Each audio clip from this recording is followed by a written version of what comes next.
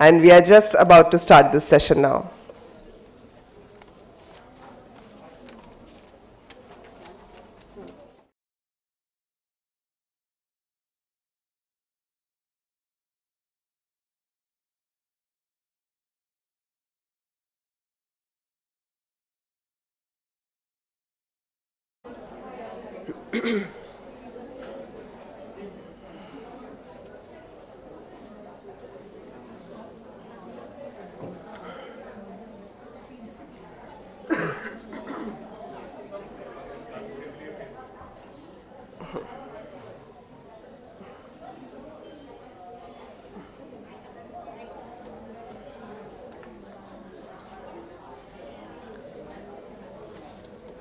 So afternoon and welcome back. This is Shilpa Bhavna, and since yesterday I am bothering all of you with the back-to-back sessions, but I know that you all are loving it because the knowledgeable ideas that we are getting in these sessions that is organized in this 6th International Conference on Sustainability Education, we had been receiving a lot of good responses from you people.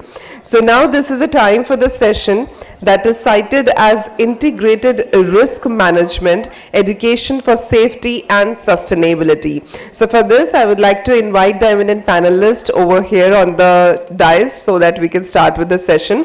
Firstly, with your round of applause, I would like to invite Mr. Haim Pandey. He is a retired IAS, former Secretary Government of India. Please put your hands together for him. He is going to be the chair of this session. And firstly, I'll invite all the dignitaries, then I'm going to give brief introduction of all of them. Please join me in welcoming on the stage Ms. Prarthana Bora, Vice President Sustainability, Momentum India. And she is going to be the moderator of the session. Also join me in welcoming on the stage Professor Anil Gupta, Professor and Head ECDRM Division, National Institute of Disaster Management, New Delhi. And also I would like to invite Ms. Monal Jayaram, Co-founder and Director, School of Education and System Change, Piramal School of Leadership, Piramal Foundation, Mumbai. Welcome, ma'am. Also, I would like to invite Ms. Anuradha Rai, Consultant for University of New Mexico, USA. Let's have a huge round of welcome claps for all these dignitaries on the stage. Kindly be seated. Thank you. And before I hand over the radar of this particular session to Ms. Prarthana Bora, spanning several decades, he has held various key positions in different ministries, contributing to significant policy development and implementation in areas such as environment, urban development, and governance. So his leadership and commitment is too much towards the public service that has left a lasting impact on Indian governance and policy frameworks, and we are honored to have him today on the dais. Let's have a round of applause for him. Ms. Prarthana Bora, she is the Vice President Sustainability, Momentum. So as an experienced sustainability professional, she has implemented successful climate change and air pollution program. Her expertise lies in strategic planning and program leadership, institutional fundraising, and local stakeholder engagement. So with a strong network spanning continents and experience in public engagement, training, and capacity building, she believes in creating impact through dialogue and partnerships to drive climate action. So I would say, ma'am, you are on the right platform because we are here for the dialogue. So let's have a round of applause for her. So Professor Gupta, about him I would like to share that he's an internationally known resilience and sustainability strategist, recently pronounced as NBS Man of India for his strategic contributions to Eco-DRR, NBS, sectoral, national and sub-national policy planning and tools for mainstreaming DRR and climate actions. We welcome you, sir, on the dais. And as we have with us Ms. Monal Jayaram, about her I would like to share that she brings in a quarter century of rich experience both as an educator and educationist for social impact, having founded Gandhi Fellowship, Teacher Leadership, School Leadership and the 21st Century Education Innovation Hub with several centers of excellence like social, emotional and ethical learning, project-based learning, aesthetic literacy, physical literacy, and assessment reform. So, ma'am, most welcome to the dais. We also have with us Ms. Anuradha Rai. About her, I can say that she is an impassioned leader and is the founder principal of Ambience School, Gurugram. With a vast and diverse experience spanning over 3 decades as an educationist and over a decade as an administrator, Ms. Rai has been a burning zeal to make education relevant to the needs of the present times. And since morning, we have been talking about the education, and this conference is actually aiming towards that greening education. So ma'am is going to throw a lot of light on her system of education as well, how these people are working. So let's welcome her with a round of applause. So all the eminent panelists are here, chair is here, moderator is here, and I have done the half job by introducing everyone. So we can quickly start the conversation, and after that we can take on the questions as well. Over to you, Pratna ma'am. Thank you. Thank you so much for doing half the job. Most welcome. And welcome to this session. We're really lucky, post-lunch session, we have a full house. So thank you for joining us. Before I ask our eminent chair to make his comments, I wanted to give you a little background of this session because Momentum has curated it in a manner that we would like to get inputs from different sectors, because we believe that we need to integrate safety issues into sustainability. So as an organization, we've been working for the last 10 years in the school system, building safety education, safety tools, and also on-ground implementation in terms of safety. And when I say safety, it does also include some amount of sustainability, because we do look at the infrastructure from a safety perspective. So we do look at issues of water and energy in a manner that it is integrated. But there's a lot of work to be done, which is why we wanted to curate this panel, where we have experts who are going to be talking from the perspective of disaster risk reduction, because today natural hazards are a major issue. There is also the social human element in terms of what a child needs and the kind of the mentoring for behavioral change, for risk preparedness that is required. And of course, we have 2 implementation experts who would come in terms of policy as well as in terms of the school system. But before we get into the question answers and the conversation, I would like to invite Hem Pandey sir to give his perspective. He has been in this space for a long time, and I have known him for many years, and I think coming from a policy background, he's also has worked a lot on the ground. So sir, maybe you could make some opening comments. Fine here? Yeah. Absolutely, wherever. Thank you, Pratna. Thank you, Mobius Foundation. Greening education for sustainable development. I mean, this is a topic, this is a subject that, really motivates me to talk about the issue. And of late, I have been seeing election manifesto of almost all the parties across the globe or in our country. Nowhere it mentions give us pure air and pure water. So wherever I talk, particularly the young generation, I want them that each political manifesto must talk about providing us pure air and pure water, because that's the key for anything to be sustainable. I have worked in the Environment Ministry for 8 years, and it was not that I wanted to be there. I am born and brought up in Himalaya. My almost half of the life has been in Himalaya.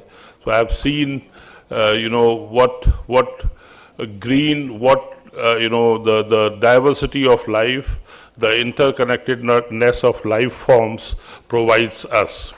Unfortunately, we blame climate change or, biodiversity loss. It's happening. It's all happening because of one species, that is Homo sapiens, the humans, We have never realized that. I hope our session will have 1 hour, Pratna, because we started late. So while sitting in front, I was just telling that, we have sustainable development goals, 17 goals, 169 targets, 232 indicators. You must be hearing this for last 1.5 days.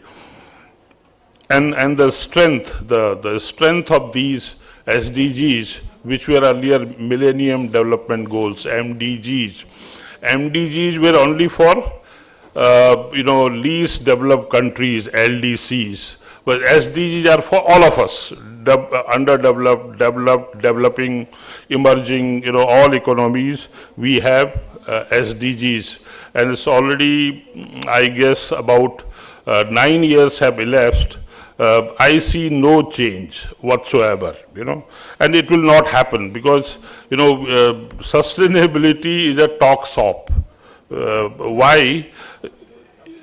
At the beginning of the century or even today, 20% of us consume 80% of the world's resources. Be it a small village in any part of the world or be it any big country, you will always find 20% consuming 80%. It has not changed. So I don't know, it's a huge challenge. So Mobius Foundation has embarked upon, at least sensitizing all of us that we need to behave, the humans need to behave. And today's subject, integrated risk management, education for safety and sustainability. I mean, this actually means creating a healthy environment that doesn't put future generations at risk. So let's deliberate on this. We have learned panelists with us. We'll be talking about and let's keep moving. I will only mention here that the logo of the Environment Ministry today, nature protects if sea is protected. This was the tagline that we had coined when we hosted 11th Conference of Parties to the Convention on Biological Diversity at Hyderabad in 2012. Fortunately, later the Ministry of Environment took it as its tagline, and it has a tremendous meaning. Nature protects if sea is protected. So it's all conditional. We will talk about right now it's safety in schools and all. And I have hands-on experience in one of the schools here where I chair its managing committee, Salvan Public School.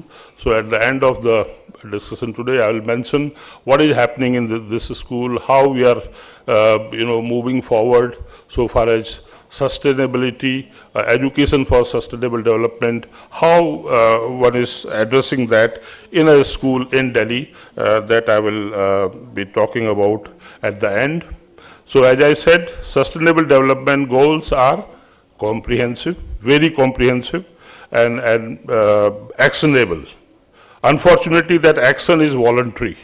And voluntary comes 0 to 100, the scale is 0 to 100. So the weakness of these SDGs is that the SDGs are very vague.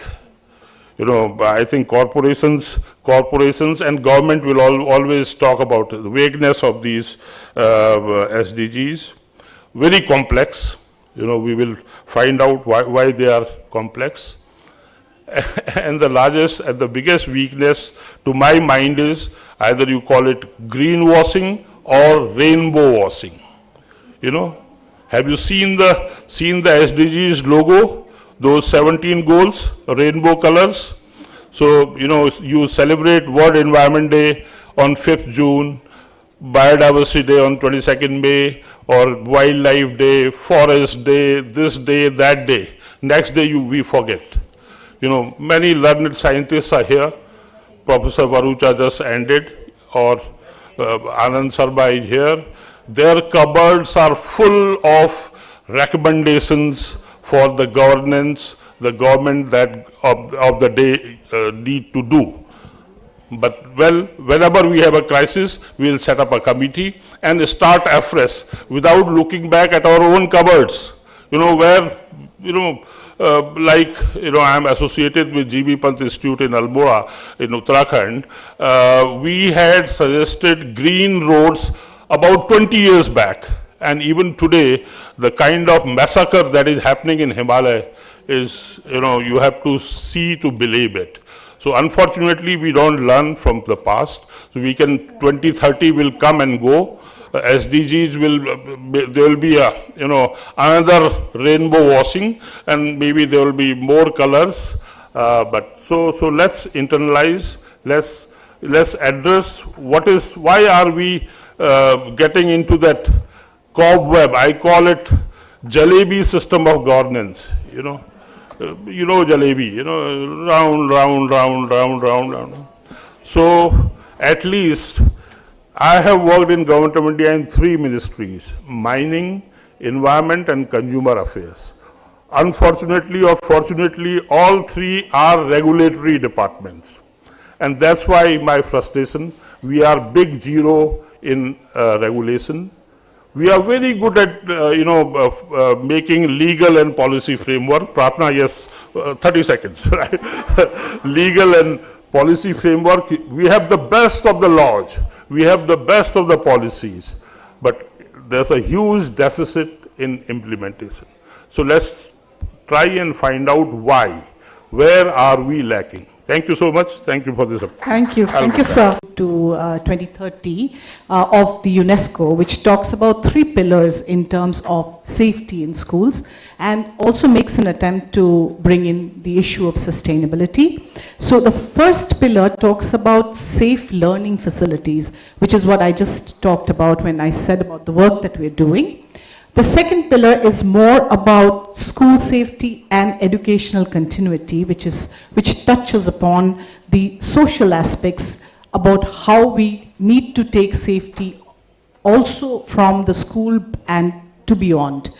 But the third area is actually about risk reduction and improving the capacity of people to understand risk. So I had a conversation with my very knowledgeable and panelists who have also worked on the ground. And the first question that I wanted to ask to all 3 of them was that we think about safety and we talk about disaster and risk, and we also talk about sustainability. But how does one bring all this together, and how does one look at it in the perspective of their work? And Anil sir, I want to ask you first, because you've done extensive work in climate risk reduction, DRR, and also work with the school system. So maybe you could tell us how you look at this as an integrated approach, because that is, I think, what we want to talk about. Thank you, Pratna ji, and compliments to Mobius Foundation and the partners for this wonderful discourse you have organized. When we talk about schools, our education and safety, first thing what appears to me, because education is teaching, learning, both process. So if we look at the assemblage, it appears that we are more concerned about the safe teaching rather than safe learning, because very few, I find only 1 or 2, basically the learners are people who are actually going to be benefited from education. We all are from the other side, either managers of education or teachers or professors or some provider something. So, and I think I have been pointing this issue within the government also, and as a professional also, because past 2-3 years we have been discussing about the Vision 2047. So the first point I told that you are asking us to make a vision for 2047 without involving the people who are going to lead 2047. We are surely not going to lead in 2047. So similarly here also, when we talk about the school safety or the safety in education, there has to be equal voices from the people who are actually the direct beneficiaries. Second thing, why school safety? Why are we really concerned? That is very important, because in India, talking about school safety more than 25 or 30 years. What was the scenario earlier? What is now? What is gone change?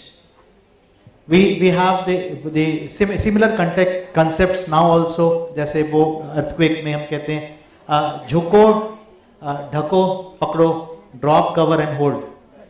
ये इस तरह के tables में तो वो चलता है. But now schools के अंदर भी kind of furniture and घर के अंदर you have the glass dining tables. उसके अंदर तो that will be even more disastrous. So we are not evolving. So we have to come up, just a small example, we have to be innovative, we have to be, अभी देखना changing scenario के साथ, how are we really adapting? Just वो जो लिखा है उसको पढ़ा दो, कुछ करा दो, no, that is not going to work. The entire, and the past 5-8 years, what we have seen, disruptive change in both the things, technology and society both. Huge change in disruptive technology. सारा का सारा हमारा automated system है, IT based solutions है. Second thing, our life is also, we are not connected to each other in person, rather through gadgets. एक घर में 2 लोग रहते हैं, वो किसी को डिनर पे बुलाना है, उसको वो WhatsApp पे कहते हैं, dinner is ready, please come. So how are we going to visualize the safety systems in the new world? Same is for schools also, same is for the education also. And the second issue that I want to flag, if we really want to talk about, seriously, to talk about safety and education, 2 very fundamental principles. One, that I think some of the speaker triggered, flagged some other way, that think safety. Safety should be in the top of mind actually. Impose safety would never work. It should automatically come in the mind. So how do we bring into our behavioral and our thinking system that we give safety a top priority? In India, we are always in a habit of venturing into unsafe situations. Train के अंदर आप देखेंगे, train के अंदर बैठना बहुत कम लोग पसंद करते हैं. कई ऐसी सिचुएशंस में आप देखेंगे ट्रेन के ऊपर बैठना पसंद करते हैं. बस के अंदर बैठना पसंद नहीं करते, बस की छत पे बैठना पसंद करते हैं. ट्रेन में जो उनके कोचेस के ज्वाइंट्स पे बैठ के ट्रैवल करते हैं. I am just telling the example ki where the understanding and awareness about the importance of safety, and that also indicates the importance of life, own life and other person's life. I think we have to bring in the minds, and schools also become victims, education system becomes victims also. Any new concept, any new idea, everyone will say that let us change the curriculum, let us bring this into curriculum. Curriculum has become so heavy. कुछ भी करना है सारे school पे काम करो. Everyone will take school as a key stakeholder. उसके curriculum में डाल दो and people think that it is a Aladdin का चिराग, it will solve our problem. No. Basically curriculum has not only for the schools but for the entire society. We have to change the entire mindset of the entire society. Safety should flow not only in the schools but at the home also. Because safety is school to home, is home to school and back to home. This is one thing. Second, school safety, they will talk about earthquake, they will talk about the catastrophic fire. वो पटाखे की fire की बात क्यों नहीं करते? अगर if you don't talk about the crackers fire, how can you really prepare for catastrophic fire? Safety starts with the lower order risks. Thinking about it. Even the risks which are not catastrophic, which are not lethal, we should have concern about those kind of the small incidences also. Even which are not reportable, which are not very serious kind of, but those may lead to any kind of catastrophe. So I think we need to have a fresh relook and then invest properly in changing the mindset of the guardians, the children, teacher and the management. We have to work with a holistic understanding for this, and this is very much needed, because if we are really concerned about the future sustainability, these are the people who are going to be our leaders. So certainly it's very important that we work very seriously on the sustainability and safety of education system. Because even if we talk about the business continuity, even our school system, education system becomes non-functional how are we going to provide professional services, expertise, developing the experts for the future for catering those services. So I think these are very important points I wanted to flag. Thank you so much. And I think before I make comments, I'd like you to also come in.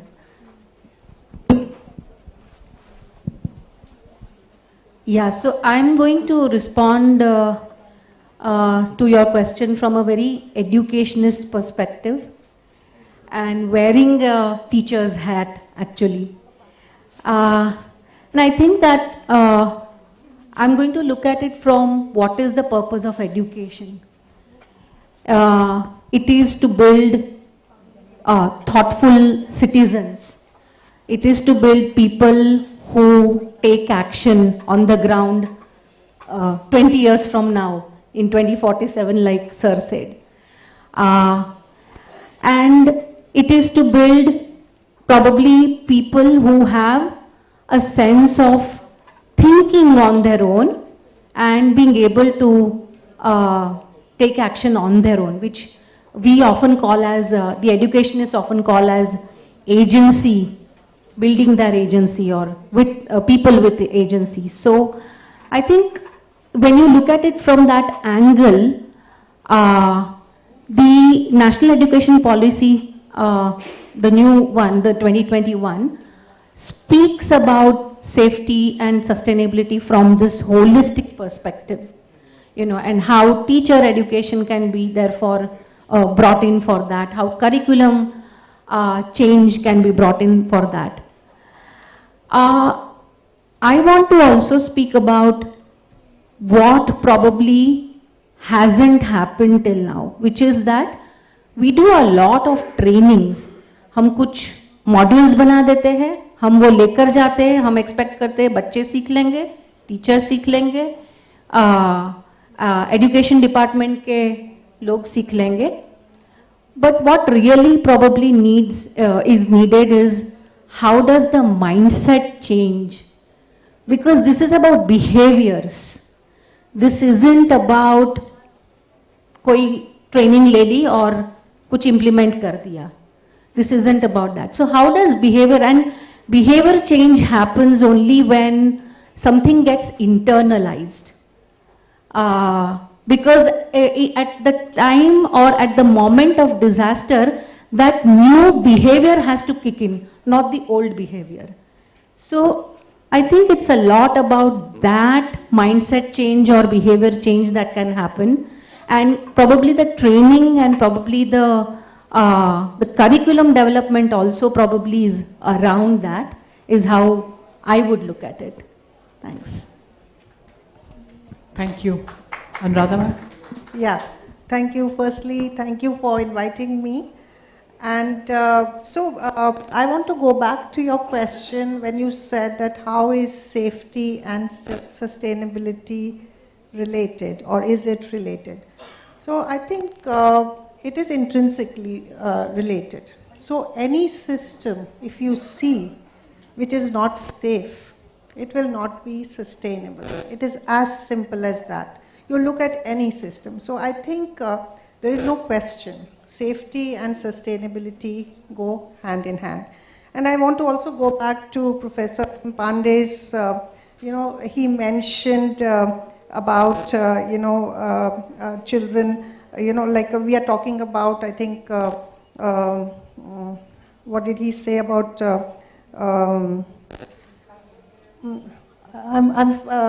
I think he talked about like how we are, finding, the future generation has to be ready. And he also said that we are doing only, a band-aid solution, or just trying to find quick solutions. Yes.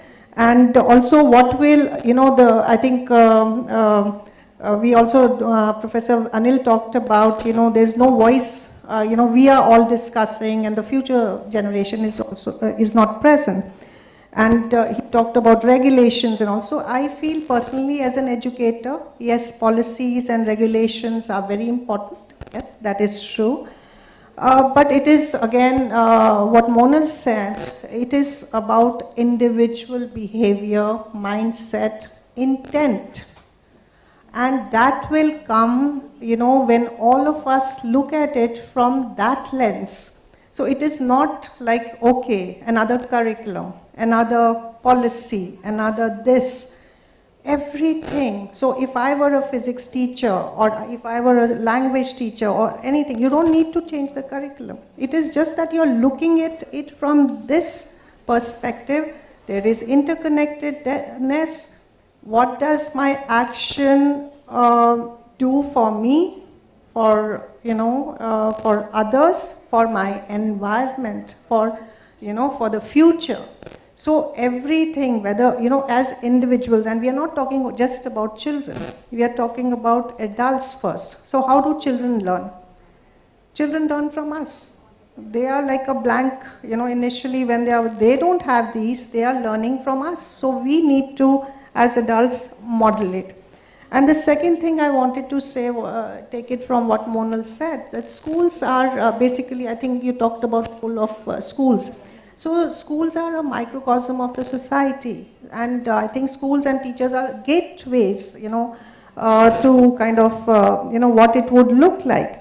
So, how do we build these caring, compassionate individuals who feel responsible and, who are not kind of just consuming blindly or, only your own feelings? And, both of us were discussing about socio-emotional and ethical learning. So again, we go back, are schools only meant to train children for livelihood? Is that the purpose of education? Or is it to foster and nurture the people who are going to lead tomorrow? And what would be, how would they be approaching things? So that is what I think we need to kind of focus on as far as I'm concerned. And, when we talk about safety, another aspect I want to kind of touch upon is it's not just physical safety. It is emotional safety too. So here, like I would want, because we talked about belief system and we are born and in certain circumstances, certain social constructs are there, like just this Calcutta incident or other incidents where, girls are raped, women are raped. So, about consent, about, what is okay, what is not okay.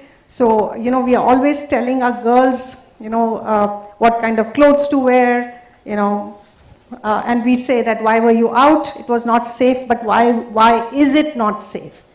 So till, we can provide this, and this no government can ensure you can have as many police people on the roads, you can have as many people patrolling. It will not make a difference. What will make the difference is when we change our heart, and that is going to start from schools. And I'm not proposing a different curriculum or whatever. It has to be embedded. It has to be part of how we look at it.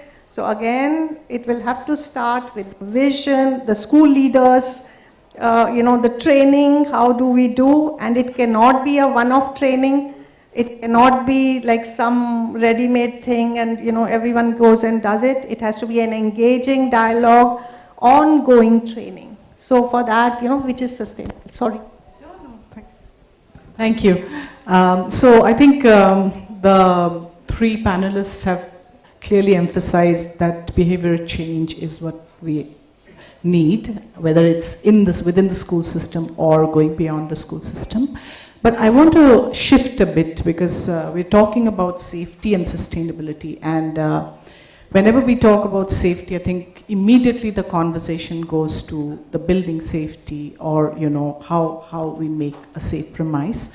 And we have today a new angle, and I want to say this because the person I learned environment from is sitting on the first row, and we were taught not to talk about the negative side of environmental issues. We were taught not to emphasize risk so much. We were taught to give a very positive conversation on the environment and talk about how you could help in actually mitigating a risk. But today I think the conversation has become a lot about risks and about educating people on climate risks, the disasters, and we cannot avoid it. And so I'd like to come to Professor Gupta because he's worked extensively on climate risks and disaster risk reduction. But I'd request you to, kind of focus the conversation on the topic that we're talking about, that within the school system, how do we prepare our children for this conversation? And should we really talk about the matters in a manner that we create a process where we scare the community, or is it, how do we find ways to mitigate those risks? So maybe something on that. Thank you. So you used a word, scare the community. So वैसे तो तुलसीदास ने भी कहा है ना कि वो भय बिन होए न प्रीति. So in fact, talking about hazard, talking about the risk is the same concept. Until unless we know about the risk, we will not start of preparing or responding to that or mitigating to that. So basically, the perception about hazard, perception about risk is very, very important. So that is the first thing.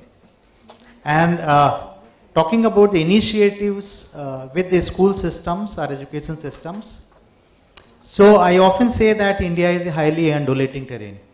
Many times we may like to refer only the worst case scenarios, but India produces the best case scenarios also. Very good examples also.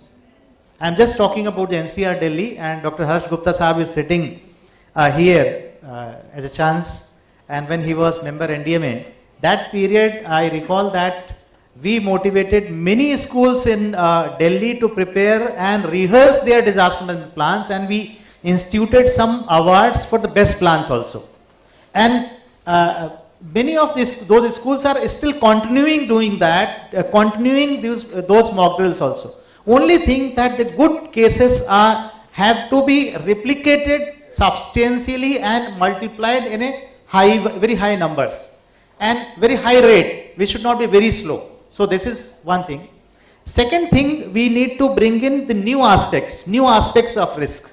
For example, now surrounded by the electronic gadgets, more and more electrified systems, many new kind of things are emerging.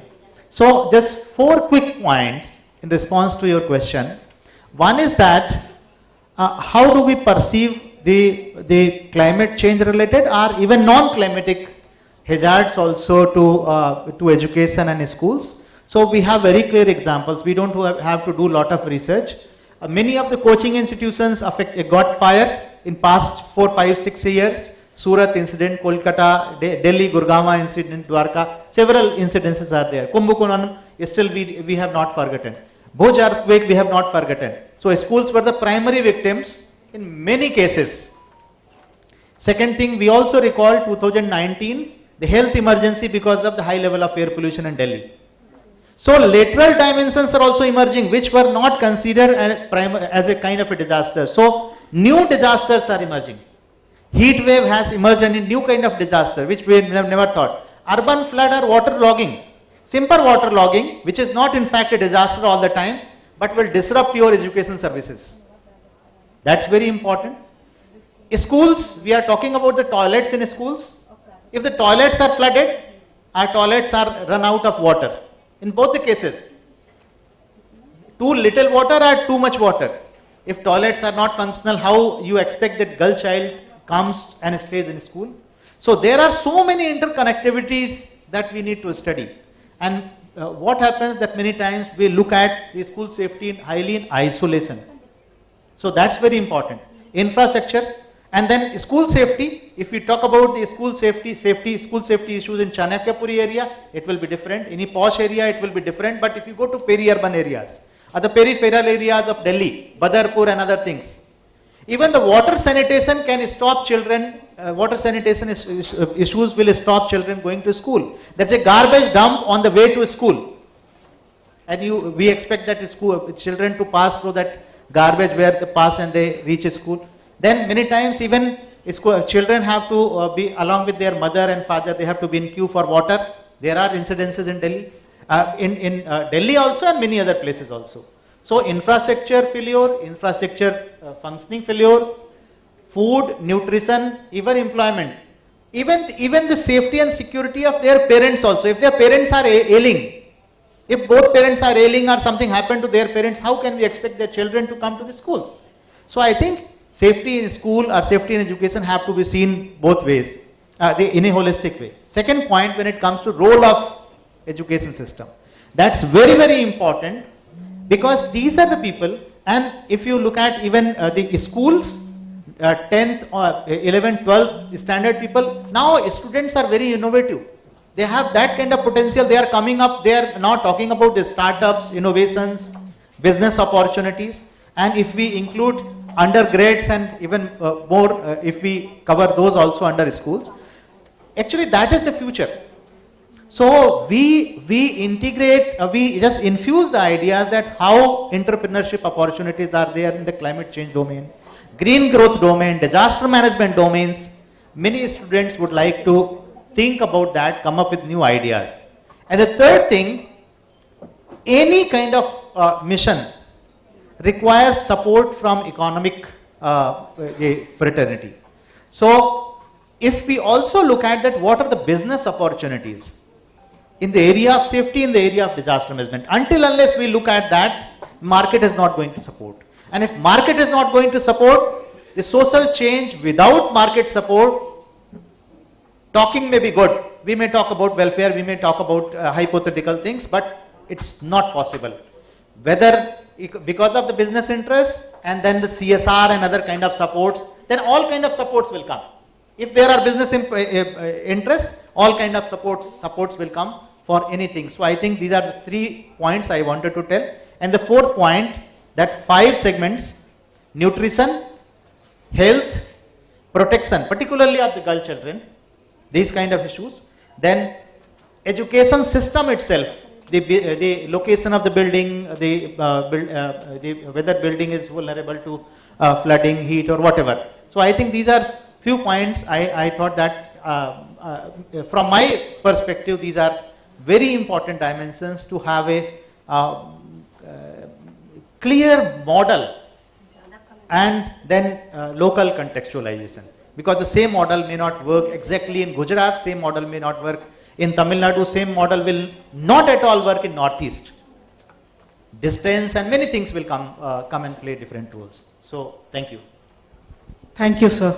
I mentioned one disaster in terms of climate, and sir has given us 10 more. So I'm just wondering whether we need to go back to old school thinking and talk about the positive aspects of how to deal with these disasters, because it's a scary world out there. But I want to, that's why I come to Monal now, because, and focus on pillar 2 that we talked about in terms of the UNESCO framework. And wanted to ask you, since you've been involved in going beyond the schools and looking at, disaster risk management, safety of schools from the perspective of continuity, education continuity, and the child's health.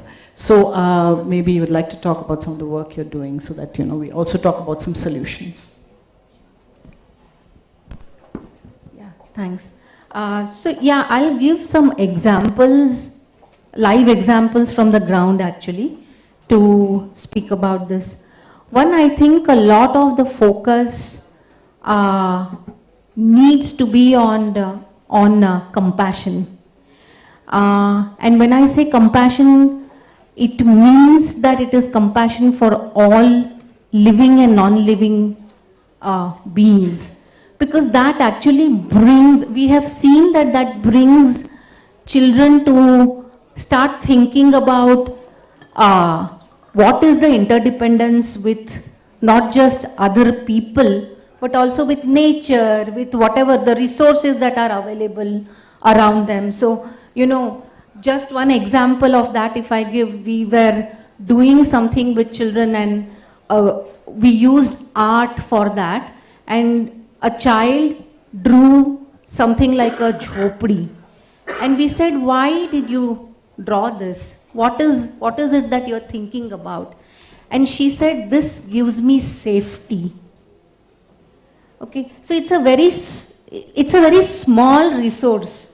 She's actually coming from a very difficult background, vulnerable background. She doesn't have a mighty house to take care of her. But uh, because we were working on her or with her on the compassion aspect, suddenly her way of looking at what resource she has, the jhopdi, changed. And she realized that this is what gives me safety. This is what gives me, this is where I am safe. So I think that aspect is important. The other aspect that we realized was how we can break away all the subjects that are taught in schools and rather reorganize learning for children from a challenge perspective. What is the challenge that the child is facing in her village, in her community? And a very good example that we realized was that when we were doing something like a project on zero waste, and we worked with the children and we realized that they have actually now started a campaign in their village, and they are now taking the zero waste campaign to the sarpanch, to their own parents and saying, पापा इसको ऐसे नहीं organise करते हैं, कचरे को ऐसे नहीं ऑर्गेनाइज करते हैं, किसी और तरीके से थ्रो करते हैं. So simple things like that. So I'm just trying to bring in education, the idea of safety, the idea of compassion, and the idea of how does this become what I was talking about previously, which is changed behavior. Because when you look at it from a sustainability point of view, 2047 may that will become useful only if the child has learnt it from that context of how the challenge that they are facing in their village, which is on, littering everywhere, is solved. So yeah, just two examples too. Yeah, I think engaging the child in the entire conversation. I've been just told that we need to conclude, but Radha ma'am, I would like to bring you in to really talk about, because you've led schools and actually been part of the environment, but maybe your take on how you think that, we approach it and what are the challenges that the schools face at the implementation level. Thank you.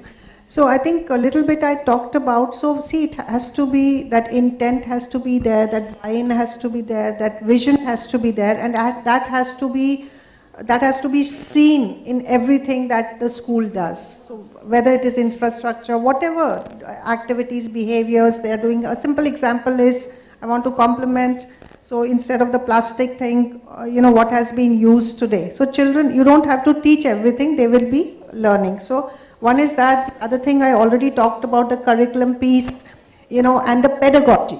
So I think you asked that we don't want to scare our children. So, sensitive topics like gender equity, or say here you're talking about disaster, the best way to do so is through, creative mediums. I think Monal touched upon it a little bit, and critical dialogue. So you just kind of, have this dialogue with your children and say that, okay, what do you think? Why is it happening? And you'll be surprised. They will come up with brilliant solutions, and also they will own the process because the solution has come from them and we have prescribed it. So I think that is one way I would look at it. And the other thing would also be resilience building. So we talked a little bit about socio-emotional and ethical learning. So if we build ethics, there would be less disasters. Yes, in every aspect. So again, we go back to what is the role of the school? So is it only for education for livelihood, or is it to have individuals who are ready to take stewardship of the planet, who are ready to take responsibility, who care what happens to the other person, to the other, what is around me, everything around me. Sir talked about ecology. That's what I was trying to think. So he said, so not environment, but ecology. And of course, this will only happen when we train everyone and not a one-off training. And why schools don't take, what kind of challenges schools face is, of course, resource crunch. And it's also about urgent and important. So, most things are like in schools, people, this is urgent, this needs to be done here, now. this paper has to be done, this has to be done, that this important gets missed because they don't have time till that disaster happens. So again, I think one more recommendation would be, instead of just doing disaster training, we should do risk reduction training for the whole school approach, starting from the school leaders, and not a one-off training, not one protocol with checkbox exercises, but an ongoing community of practitioners who are talking, discussing, problem solving together. So thank you. Thank you. So we've had 3 different perspectives, and I think from these different perspectives, I have just gathered a few common perspectives. And I think one of them is that we need to protect our learners, but we also need to engage them. And I think that is something that came out very strongly. We need to promote knowledge and skills, because it is not just about an external organization training on safety, but it's also about improving understanding on safety and sustainability. But I think what Professor Gupta said was that we need to rethink disaster safety, because today it's beyond just a fire incident or a problem in a building, because the risk and disaster goes beyond the physical risk to a lot of other areas. So I think these are the 3 areas that probably will also ensure how we integrate safety and sustainability. And I would like to now come back to Sir, because we were talking at lunch, and he said that he is now very actively involved in a school and wanted to share his experience in how he has integrated sustainability and safety in his initiatives. So you have 5 minutes. Thank you, Prarthana. Now, we started 45 minutes late, Professor Rambuj. So, no, tell us, otherwise we can close right now, because the next session is 3:30. And Anuradha ji, what I was trying to say was rainbow washing. So, if we close here, it will be rainbow washing. If you give me 5-7 minutes, because all of us who are here in the entire Mobius Foundation that you have organized, all of us are champions. We are rainbows. None of us are there for washing, rainbow washing. Green washing or rainbow washing. Kartike bhai, do you agree? You have been always a rainbow doing, things. So, because some certain things have come from the learned participants here, and all of you are learned here. Professor Has Gupta, I hope you wouldn't mind. One was rainbow washing, so I have explained. So let's go beyond rainbow washing. SDGs will come and go, new names, MDGs, SDGs, blah, blah, blah. See, what is happening in a school today, inside the school, we are learning all good things, fasten the seat belt, helmet, be in the queue and blah, blah, blah. The moment we come out of the school gate, it's a different world altogether. The first thing a child has to be told, look, what we are teaching you here, what you are seeing here is not outside, not inside your home, not outside the gate of the school. This has to get into every child immediately, and tell them that you have to change it. We were being told, hands-on examples were told. I am associated with Salwan Public School. That's why I said, I will promise you what is happening there. It's a school in Rajendra Nagar. They have outside also. Very congested society. This was a school in undivided India in, now Pakistan, Peshawar. Refugee colony, Rajendra Nagar, all of you know. So, the risk factors that the school has is accident, fire involving school buses. And we remember Dabwali, 1995. Do you remember Dabwali in Sirsa district? What happened? Have we learned anything from there? No. Child being molested in a bus by driver, conductor, senior students. Structural safety of school building. Availability of acid and chemistry labs Electrocution hazards, especially during rains. This happens not only in schools, outside also. Low railings, food poisoning due to midday meal canteen services. I am narrating the risks, possible risks, not only in Salwan Public School, but anywhere, any school in this country. Bullying by boys, girls, physical fights, POCSO, POCSO related cases, corporal punishment, natural man-made disasters, we talked about that, injuries in the playground. Examples, what are the examples? Ryan school case, murder of a child by a senior boy student to avoid exams. All of us know that. Murder of another child by a girl student to postpone exams. This happened 3 years ago. Bus accidents are common. Molestation cases too are common. Corporal punishment is rampant, especially in rural areas. Playfield injuries are common. So what is the school doing for mitigation? Schools follow Supreme Court and government orders on running school buses. A strict qualification check and scrutiny of drivers is done. Buses are fitted with CCTV cameras, alarms, GPS tracking, and this is available to parents also. Of course, this is only in urban areas. Employment of lady conductors, fire extinguishers, first aid boxes, window grill, etc. These are the safety network that the school has created. Random check of school bags to detect any sharp objects. Acids issue is strictly regulated on good touch and strictly regulated and monitored by teachers. This is very important, all children are educated on good touch and bad touch. Teachers are sensitized on corporal punishment. Despite that, recently we had an incident where disciplinary proceedings are being done against the teacher. Canteen hygiene is checked by committees. Government has mandated many committees, almost 8 to 10, giving even their compositions. All these primarily deal with the students' safety. Parents and students are included. All schools are to have medical room with trained nurses. The school has tie-up with nearest hospital for emergencies. Disaster management drills are practiced every quarter.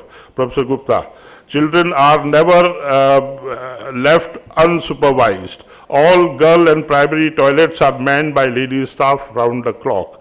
Ramp lifts for CWSN are a must. Stress management is done through counselors, which is compulsory, and special educators tackle the children with special needs. Special sessions are conducted periodically round the year, and yoga plus meditation introduced. Buddy pairs are formed. And the environmental issues that are being addressed are environmental clubs are there, recycling of stationery, plastic management, and waste disposal and compost pits, all done in a scientific manner. Tree plantation is a regular feature.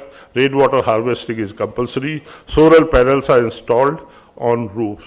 And yet we have issues to handle. So, and it's an age of instant gratification. Instant gratification. बच्चे को अभी चाहिए ये दो, है ना? तो in this age, how will you talk of 50 years from today or 20 years from today? You know, this reminds me the day I joined Environment Ministry in 2008. So you know, people, those who mattered, those who were in government, oh, you have joined that ministry where you talk about 50 साल बाद ये होगा, 100 साल बाद ये होगा. Who is there to listen to that? So if you are talking of today, then sustainability will fail. And yet, as I told, 20% consuming 80% is still there. So I think we have to rethink, remold, you know, and the worst is unsustainable population. And as I think Anuradha ji or somebody, we were talking that environment has to, I am votary to ecology, not environment. You know, sustainable development has three things: economics, sociology, and ecology. So environment is human-centric. The day it becomes human-centric, we are disregarding other species, and that is where we have failed. So again, coming back to Environment Ministry's logo, nature protects if she is protected. Kartike bhai, Prabhjot, remember? Yeah. Thank you so much. Thank you, sir. And thank you very much for, I don't think I need to speak after that very powerful conclusion. I just wanted to leave with a small example. So our school safety programs, we have a checklist, we have 10 parameters, and often when we go down to the ground to assess a school safety and talk about safety, we find that the schools already have the competency to deal with at least 5 of those parameters. So it's the other 5 that require training and skills. So let us also credit the schools of our system that they are ahead of the curve in the sense that they already have started thinking about it. But the issue is integrating sustainability, and we just heard from Hempande sir about the number of parameters that we need to put in if we have to make a comprehensive checklist. And I hope that we would get inspired by this session and by all the inputs that have come in. I'd like to thank Anradji, Monal, and Anil sir for joining me in this panel, and thank you, sir, for initiating and concluding the session. And thank you, Mobius Foundation, Rambuji, for calling us to be part of this. Thank you so much, ma'am. It was really engaging. Thanks a lot. But I would like to request Dr. Rambush to please come on the stage for doing the honors of felicitation of our esteemed panelists. So firstly, with your round of applause, let's felicitate Mr. Hem Pandey. More power to you, sir. Now we would like to felicitate Ms. Prarthana Bora. You had been a wonderful moderator. Professor Anil Gupta. I request Dr. Rambush to please felicitate Professor Anil Gupta. Let's have a round of applause, my dear friends. Now I request Dr. Bush to please felicitate Ms. Monal Jayaram.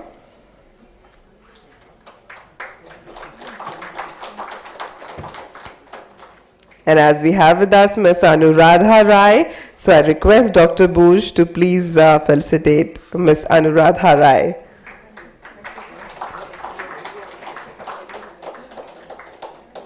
Thank you so much.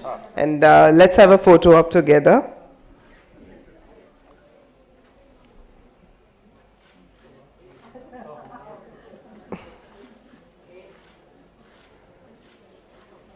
Thank you so much. It was lovely to have you. And now we are going to take a quick tea-coffee break, and after that we'll be meeting here again for the skilling for green careers. We are going to have the discourse on that. So let's grab a cup of tea and see you after that. Thank you.